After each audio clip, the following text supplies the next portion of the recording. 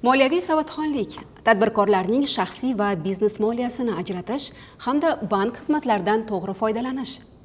Har bir tadbirkorning orzusi barqaror va foydali biznes. Biroq ko'p hollarda muammo moliyani boshqarishda boshlanadi. Shaxsiy mablag' bilan biznes mablag'ini aralashtirish eng keng tarqalgan xatolardan biridir. Bu xato kichik ko'rinishi mumkin, ammo natijada hisob-kitob chalkashadi, foyda noto'g'ri baholanadi va rejalashtirish qiyinlashadi. Shaxsiy va biznes moliyani ajratish nima uchun muhim? Misol uchun, bir oyda biznesingiz 20 million so'm daromad oldi deylik. Agar shu mablag'dan 10 millionni shaxsiy ehtiyojlaringiz uchun sarflasangiz, hisobda pul bordek ko'rinadi, lekin aslida ishlab chiqarish, maosh yoki ijara xarajatlarini qoplamaydi. Bu esa biznes natijasini to'g'ri baholashga to'sqinlik qiladi. Bu ajratishning afzalliklari bilan tanishsak, biznes foydasi va xarajatlarini aniq ko'rish imkoni paydo bo'ladi. Har oy rejalashtirish va tahlil qilish osonlashadi. Moliyaviy xavflar kamayadi. Biznes zarar ko'rsa ham shaxsiy mablag' xavfsiz qoladi. Banklar va investorlar sizga ko'proq ishonadi, chunki hisob-kitobingiz toza. Bank xizmatlarida to'g'ri foydalanish muvaffaqiyatingiz garovidir.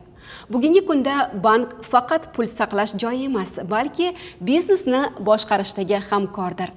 Yuridik shaxs yoki yakka tadbirkor sifatida hisobvaraq ochish rasmiy faoliyatning poydevori sanaladi.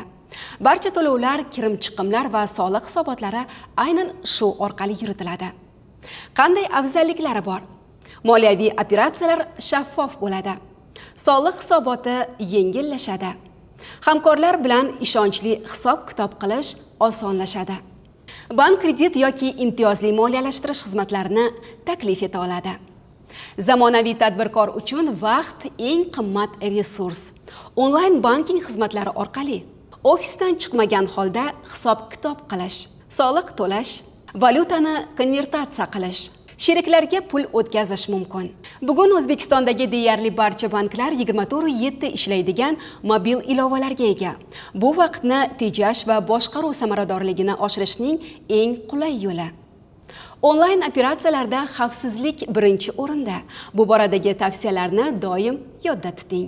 2 bosqichli autentifikatsiyani yoqing. Kuchli parollardan foydalaning. Faqat rasmiy saytlar va ilovalar orqali kiring. Antifrod tizimlari ishlaydigan banklarni tanlang. Ular shubhali operatsiyalarni avtomatik to'xtatadi.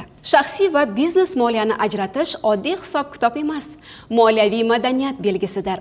Bank xizmatlaridan samarali foydalanish esa biznesingizni zamonaviy, xavfsiz va rejali tizimga aylantiradi.